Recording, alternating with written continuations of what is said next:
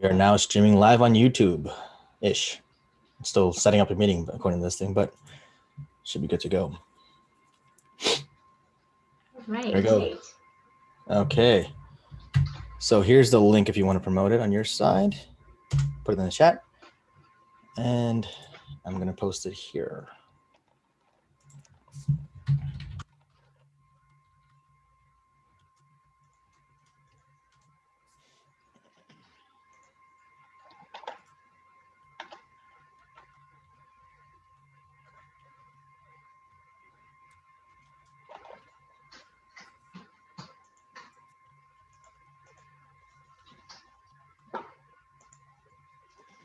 So as you're doing that, I'm going to ask a question of our audience.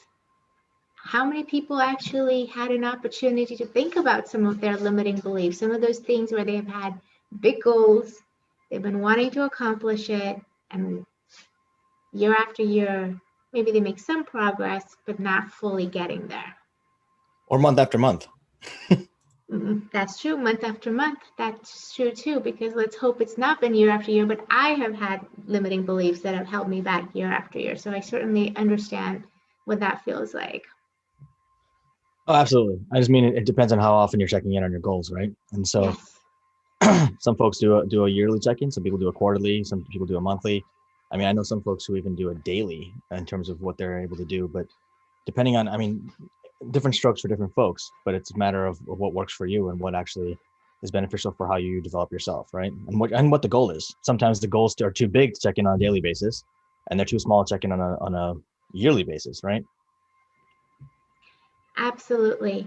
I like your idea of it being a little bit of accountability, though, you know, coming in and checking in on a regular basis. That's something that I'm realizing for myself. Maybe I need to have a little more accountability to make sure that I am on track, or that as I veer off track, I find out about it earlier, as opposed to going several months down the road and then realizing that I need to take a detour. Yeah. And then that allows you to make those pivots you want to make, right? If you're able to check in on it with yourself and make sure that you're hitting what you want to do in terms of your goals, in terms of your milestones on the way to your goals, it allows you to take that time to look at stuff and say, okay, where am I right now on the roadmap of where I want to be? And am I meeting the intermediate goals that I want to get to, my bigger goals? And if not, let's adjust, let's see what happens. And maybe even adjust that later goal. It might be something that you might want over time as you develop and grow. You may not, that goal may not actually appeal to you anymore. And what's a better time to do it as we are moving into 2021? We're in the final stretch of 2020. So this is a good time. We're thinking about what's that new year going to bring us and how to stay centered and balanced regardless of what's happening outside, right? Because the things that we want to accomplish can be done despite some of the external situations that we find ourselves in, especially with uncertainty. Yeah, uncertainty is a big one, especially with everything happening right now, right around the entire climate of the world right now. The whole Pandemic, world is waiting for also the pandemic, elections to get election. done. Yeah, it's. I mean, there's, but the other, I want to also call something out though, that there's every day there's uncertainty for the next day, for the, and it's just right now it's more apparent to us that because it's something that seems relevant to us and it's in the moment. But every day there's uncertainty. We just don't necessarily acknowledge every day that there's uncertainty in the next hour, in the next minute, in the next day of our lives. So everything's uncertain. I mean, it's a matter of being okay with that uncertainty and being okay being uncomfortable, right? Getting comfortable being uncomfortable with what happens next. There was you watched the movie Troy back in the day with Brad Pitt. It was so I I'm vaguely a huge remember movie. it, but I remembered Brad Pitt being in it. That's about it. Yeah, it's actually an entertaining movie. It's well done, well acted. I think I like the characters that they created in that movie. But the one line that I think about is fascinating to me is like Brad Pitt's talking to, I forgot who it was now, one of the women in the movie, and he's telling her, he's like, oh, the gods envy humans because we're mortal, because every day it could be the end of our lives, that there's no threat to them, they know what's going to happen, so there's no like surprise, there's no like there's no uncertainty, and uncertainty is what makes our lives exciting, and it's what makes every day a new experience. they can't have new experiences because they've already experienced everything already. That's just a fascinating way to look at things, you know? And it's something that stuck with me when I watched that movie. So I read something like that. I'm not a movie watcher, but I used to be a big reader. I used to read all the time, and there are these books called Discworld books, and it was a very interesting philosophy or the storyline where the devil and the angel come together, and the angel is coming to the devil to be able to create some mischief, and the devil says, "Why? You're the angel." And the angel comes back and says, like, "Do you know how boring it is to live in my world? If there is nothing for us to see and do, at least on earth, it's just freaking boring every single day. It's a perfect day." And you're absolutely right, because that is part of why we have our human condition. Otherwise, we wouldn't be on this planet doing the things that we do, right? We'd be off in the ethers with the souls, hanging out, doing whatever they do. Yeah, no, I love that because it talks about the balance, because you have to have a balance. It has to be good and bad, right? I mean, as much as we hate the bad things happening, we won't appreciate the good unless the bad happens or the mediocre happens, because everything's an up and down. Life is a sine wave. It's ups and downs, and it's not like it's just gonna be amazing all every day. Otherwise, if everything's good, it has to keep getting better and better for you to appreciate it. But it's not just going up all the time. It's going to go down and go back up and go down. And it's like the stock market, you know, it goes up and goes down, and you don't appreciate the wins unless you have some losses. And In fact, you're not going to get any wins if everything was just in one direction. It's right, part of the volatility that brings you the wins and the losses, right? That's how you get your gains, actually. exactly. Yeah. So I mean, and that's the other thing too. People who invest in that, you know, who invest in the stock market, they look at the drops, and they invest strategically when the market drops, so they can make more money on the ups, because otherwise they wouldn't make as much without the drops. Right. And also, you have, the idea is to be able to have different tools for different scenarios. When I was working for the NASDAQ stock market, I specifically worked in a group called short selling. And the whole purpose of short selling was that when the market drops, that's when you start selling, because that's when you actually can get your profit, is when the market goes back up. So you buy when it's low, and then you sell when it's up, is how most people do it, but this is the opposite way. And the idea is so that you can make money as the stock goes down. And there are always tools. And the question is, how many tools do you have to deal with all the different scenarios? Right. And then that's also where I think coaching is really powerful, because it gives you more tools to deal with life. And there's the other saying. I think I want to say it's an old Chinese saying, but that might be racist. But well, it's an old saying from somewhere in some ancient society. But if Some all you wisdom, let's put it that way. an old wisdom from somewhere, and it says, if you all you have is a hammer, then the whole world looks like a nail. And so you have to have all these tools in your tool belt to deal with different things. And as you grow, as you develop yourself, as you build the capacity around your different skill sets, you're able to add different tools and create new tools for yourself, actually, you know, in terms of how you deal with situations, how you deal with what life throws at you, because you never know what's going to happen. Yeah, that's a very good point, because the way I interpreted that is we each grow up with these stories in our lives. And these stories have a very one-dimensional view. They don't see anything beyond that. So there's this character that you have in this particular story, and in this particular story, maybe the character is always the victim, or maybe this character always has to be the aggressor.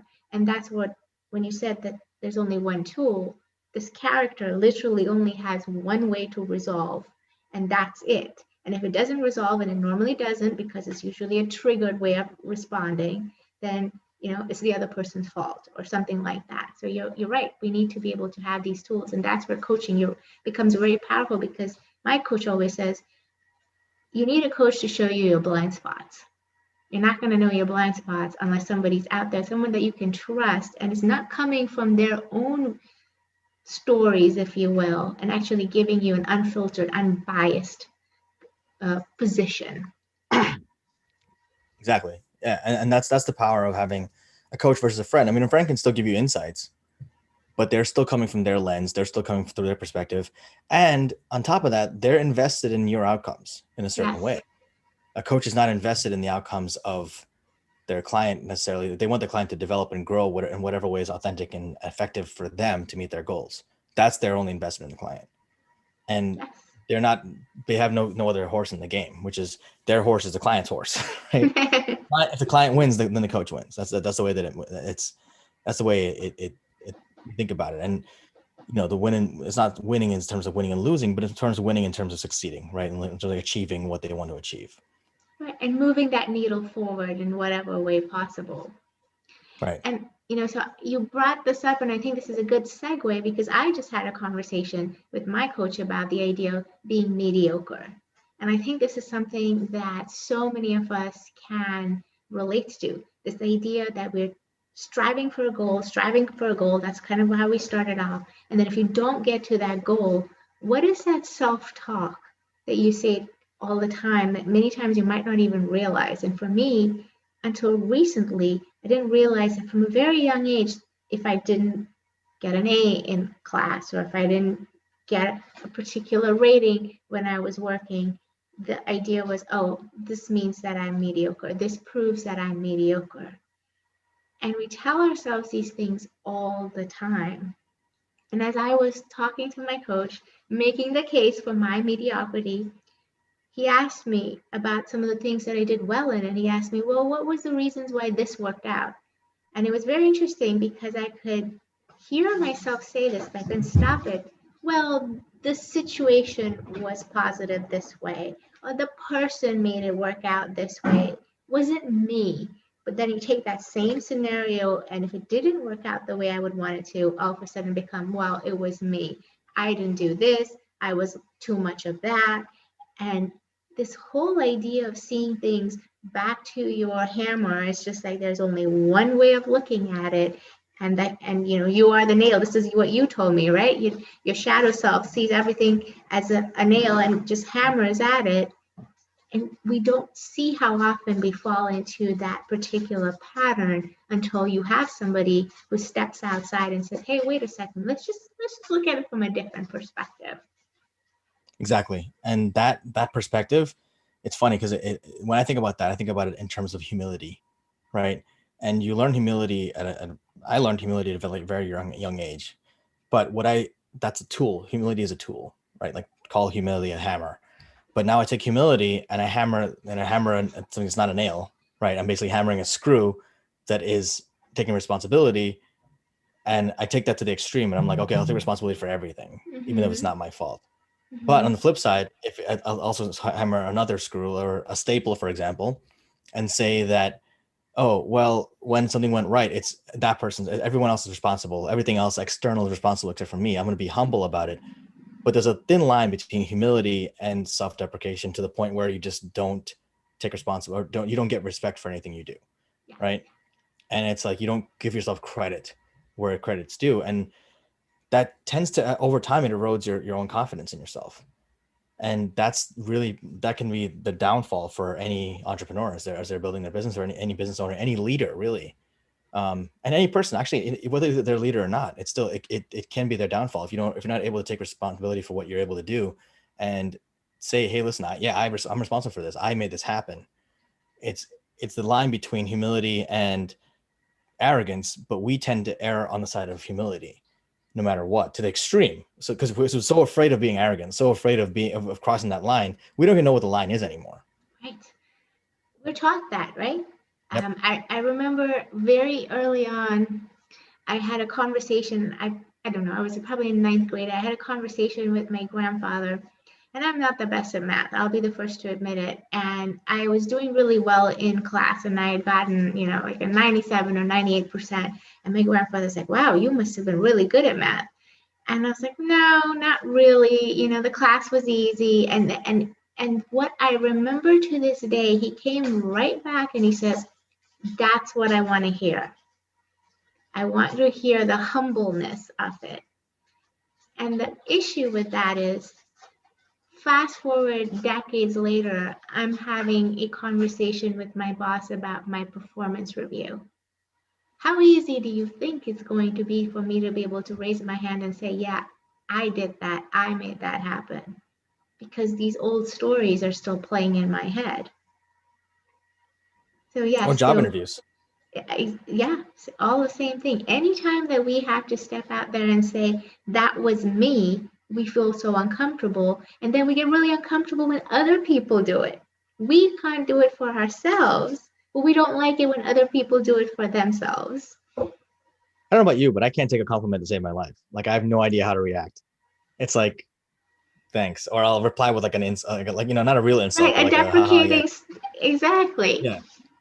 Like I even on Twitter. So I got the Forbes article I got featured on, like whatever the expert panel thing, and I was like, someone posted like, oh, great article, I was featured in Forbes, so I retweeted it, and I was like, oh, everyone's cool except for that one Indian guy. It's kind of weird.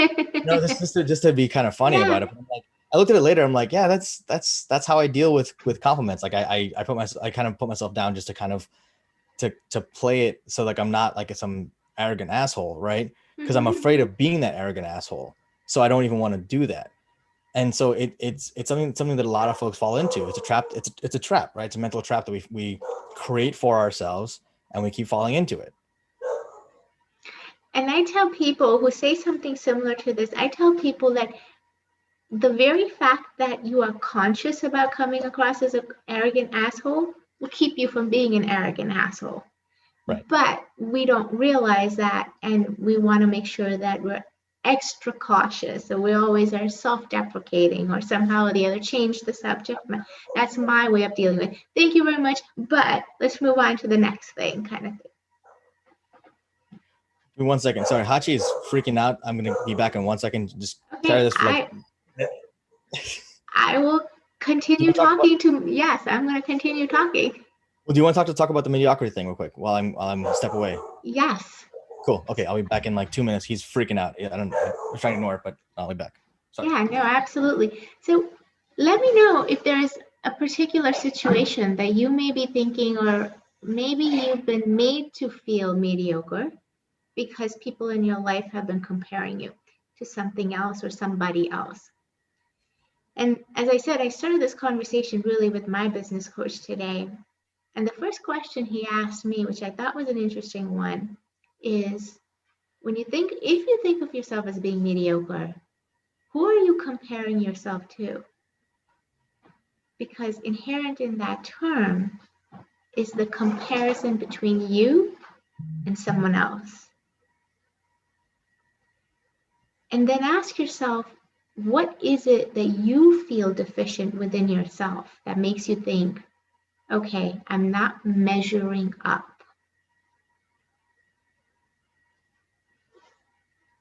And as you go a little bit deeper, it's just sort of like peeling the layers of the onion. Think about whose voice that would be in your head. And use your imagination over here. Maybe something comes up and maybe something doesn't immediately, but just kind of allow imagination as to. I'm back. Joy's a dog. Sorry. Yeah, is he doing better? Yeah, it was a mailman. Okay, there you go. Package. Whenever packages, he freaks out because it's danger. But carry on. I apologize. Well, so we were just kind of getting into the messaging behind mediocrity, and if somebody feels that way, whose voice is it? And just even understanding that will give you some perspective of where this pattern started, because these are all behavior patterns. So once you understand where it started, it becomes a little bit easier to let it go, because then you can take that step back and look at it objectively and say, well, is this even true? It may have been true when I was 5, but is it true when I'm 25? And then adding on to that a little bit, when you're feeling that mediocrity, some people are auditory learners, some people are visual people, some people are more kinesthetic. So depending on if you know what your style is, but if you're a visual person, close your eyes and think of what the picture you see in your head is, because you may not be hearing a voice, you may just be kind of getting a picture in your head of what's happening. What do you see what memory is playing for you, or what image is playing for you when you get that feeling of mediocrity, right? And then for folks who are more kinesthetic or somatic folks, where are you feeling in your body when you feel that? And some people have all three, or some people have some combination of any one of those three, or any 2 or 3 of those. But where do you feel it in your body? What do you see when you think about that? When you have that feeling, what are you hearing? And then pinpoint that and kind of figure out, that'll give you some guidance into where the genesis of this comes from, like you said. Yeah, knowing it is helpful because what it helps us do then is to say, all right, this is not endemic to me. This is a message that I picked up. Doesn't have to be something that is wrong with me, something that cannot be fixed, or something that I'm broken in. So it's a very important step to just be self-aware as to where some of these things started from, because otherwise we take them on as being ours. This is who we are. We're never going to change, and we're always going to be broken in this way. Right. And we take it as an absolute when it's really not. It's just up until now, this has been the situation. Exactly. Absolutely. And remember that if you pick up a story, you can just as easily drop the story moving forward. Exactly. All stories can be changed. The ending of the story is not written yet. So that's the important thing. Absolutely. And maybe that's a really good conversation to have at a future point, because we really don't realize we live in a quantum world. And understanding how the quantum field works, I think, will help us intellectually recognize exactly what you just said. The quantum field makes everything happen. So everything's happening all at once. Which ending are you choosing through your thoughts, through your intentions, through your emotions? Because we draw that in. And understanding that, I think, goes a long way in helping us create the life that we're aiming to live. Absolutely. And folks, like you said, to create this story when they're younger, when things happen to them, or not even when they're young, but people create stories every second of the day, right? It's all about the meaning that you're making of things that happen for you. And the unfortunate thing, or unfortunate, depending on how you look at it, depending on how intentionally you are about the stories you create, those stories compound on each other and they build on each other, right? And you get this confirmation bias, which basically takes all of the information you're taking in from the world, every experience you're having, everything you see, everything you hear, everything you feel, everything you experience all together. And if you fit it into the model you've created, you fit it into the story you've already created. So if you create a story that you're a victim, you're only going to see and experience the world in such a way that you're a victim of the world, of everyone around you. It's always everyone else's fault. It's always someone doing something to you, not because of you, not for you, anything like that. You're not going to see your own responsibility in things, right? But at the same time, if you switch that story, if you start taking responsibility and saying that, not to the extreme of that we always do sometimes, of like, responsible for everything, and everything is everyone else's success and our failure, but take the responsibility for things and say, okay, I own this part of it.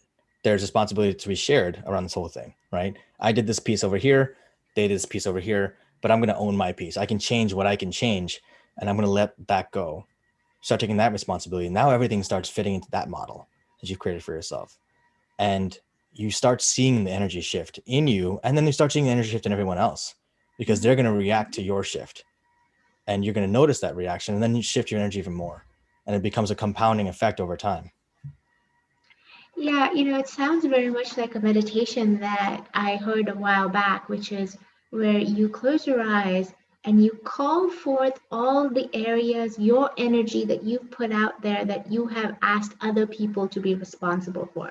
So maybe happiness, maybe you have a significant other, spouse, girlfriend, boyfriend, that you've given them the power to say, hey, I want you to make me happy and or complete in some way. And then they also say that bring back all the energy which you have given to others, I'm sorry, let go of energy that you have taken that belong to others that they are responsible for. So, for example, if you have somebody that you gets angry all the time and you're trying to make it so perfect so that they never have anything to get angry for, you're taking on their responsibility, right? So let go of that responsibility because it was never yours to begin with. And so the idea is really collecting energy that belongs to you, which is going back to your idea of responsibility, self-responsibility. That's it. And releasing all the other things that we take on that don't belong to us. And it's a detriment. We're not helping somebody, but we're putting ourselves in a position of being an enabler if we're constantly enabling somebody by taking on their responsibility and not allowing them to grow in the area that they need to. 100%, 100%. And that doesn't encourage them to grow or change at all, right? And then you're going to turn around and be like, oh, that person never does this or never does that, or they never, and the idea that comes to mind is the like a husband and wife situation where each one of them keep going back and forth, like, oh, he never does the dishes, or she never, that pays the bills, or whatever this issue might be, right? Or she never walks the dog, he never does the dishes, or cleans it, puts out the trash when he's supposed to. And it's, you start doing it for them instead of encouraging them to do it themselves, and or even having a discussion about doing whatever you can do to kind of adequately split things properly in a fair, equitable manner, or whatever that looks like. But instead of, my coaching professor has this saying, which is the path to, what is it?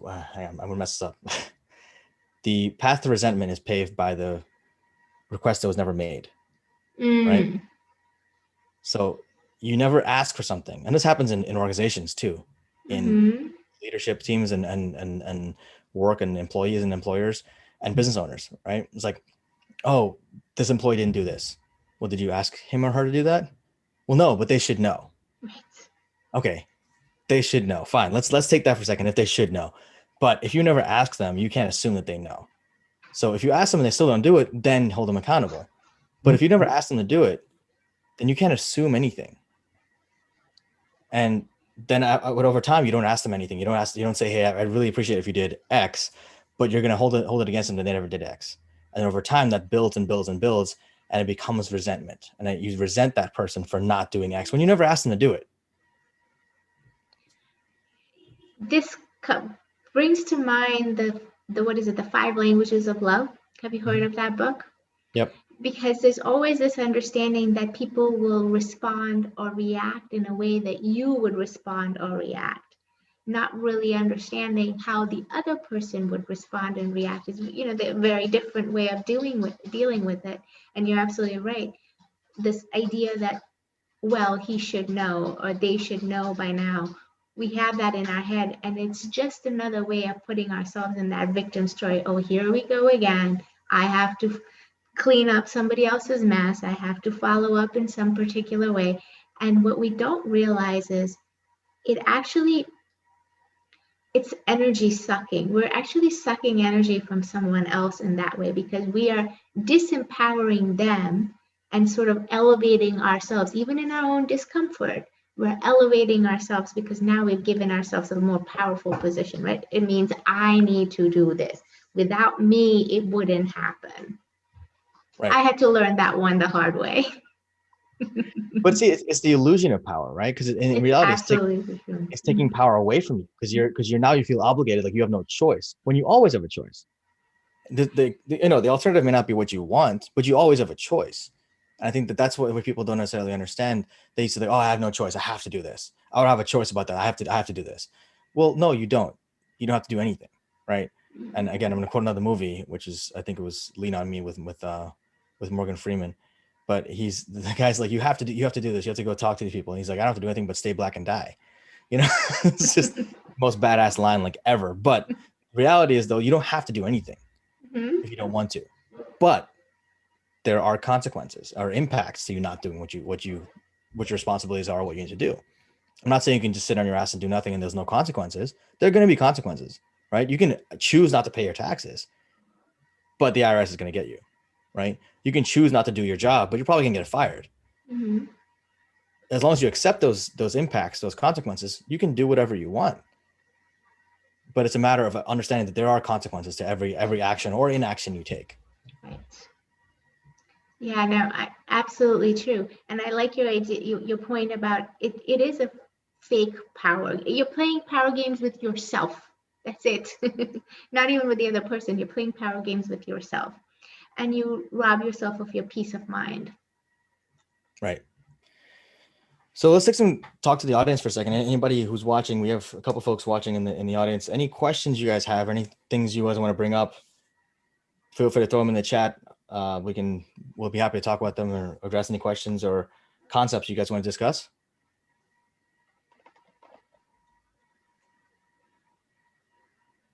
I mean, it can be about limiting beliefs, mediocrity, about empowering yourself, obligations, any of the things we talked about. We talked about a lot of things actually. Yeah, and also the stress of uncertainty. We are Yeah, living in a highly uncertain time. So what are your toolkits? What's in your toolkit? You know, how are people coping? right. I How do you know, do? right. I know that I need to do a little bit of extra self-care during this time. And that's extremely important. It's something easily forgotten as you take Hmm. care of your responsibilities, as things you have to do, and then you deal with everything else happening in the world. You self care goes out the window Right. because you have so many other things to do. Take care of your dog, right? Hmm. Take care of your husband. Take care of your not yourself, your business, all your Right. clients. That all packs up, and then by the end of the day, you're exhausted. Like I'm just gonna go to sleep. Yes. Sleep is necessary. It's extremely important, but I would say that's like a small part of self care. Right? It's like the basic of self care. That's at the zero bottom level of self care is getting enough The sleep. minimum is to get enough sleep. I Yeah, will say though, playing with my puppy, it gets my mind off of everything else. That's one thing that I get from her, which is you have to be very much in the now, or she will bite me. yeah. I can't. Toes. Yes, she keeps me on my toes because a lot of times it's play biting. I've got a ball or a toy in my hand. My attention is focused. Hers has not wavered. So if she sees me and she wants to go for that ball and it's in my hand, she's going to chomp down as hard as she can on everything, my hand included. Well, see, she doesn't learn that your hand doesn't squeak yet. That's the issue. It crunches, and that's apparently enough. I mean, crunching is still that's still interaction. There are toys that crunch, and so they you know that's for a reason. Luckily, Hachi didn't have to deal with that. He has a very soft mouth sometimes. He just like he'll grab a treat even very softly from you. So it's actually adorable. So what I will do is I'll send mine to yours to for you to train, and Hachi can train me, and then we'll reverse. How's that? That works. That works. My dog's name is Lucy Fleur, Fur. So Lucy on good days and Lucifer on bad days. So that Nice. sums it up. I mean, hey, that it works. It works. I think it's an apt name. So nice. Well, we don't have any questions from the chat, but folks, if you guys want to tune in again, we'll be here again in 2 weeks. Every other Thursday at First 3 and p.m. third. First and third First and Thursday. third. Not Thanksgiving week though. We're not going to be there that week. I'm guessing. I mean, I will, but I don't know if I'm available. But we can figure that out, and we'll make an announcement about it. But we'll be better about promoting these beforehand, and we're going to be iterating on stuff. If there's things you guys want us to talk about, please feel free to message us, leave a comment in the comment section below, message us on Facebook or LinkedIn, and we'd be happy to address it. Yeah, and we look forward to seeing you back on November 19th. So not the Thanksgiving weekend. We don't have that. Awesome. And if you cannot make it November 19th, we'll be here first week of December. Yep. And please do remember to like the video, hit subscribe if you're not subscribed already, and hit the bell to get notified of future videos. And when we do live streams, you'll get notified on YouTube of that as well. So Yeah, and share this. You'll get a lot of great content. So share it with anybody that you think might find it useful. yeah, we covered a lot of ground today. We didn't go in depth except for the limiting belief thing, which I think was still powerful. But we can go in depth into whatever you'd like to talk about. If you heard something you want to talk about more or get more in depth about, let us know. We'd be happy to do it. Sounds Cool. good. Awesome. Thanks, guys. Take care. Be safe, and everyone stay sane. Yes, hopefully, but next time we meet, there'll be a new president, or at least we'll know who the president is. Right. Some certainty out of that would be great, but we'll see what happens. All right. Take care, guys.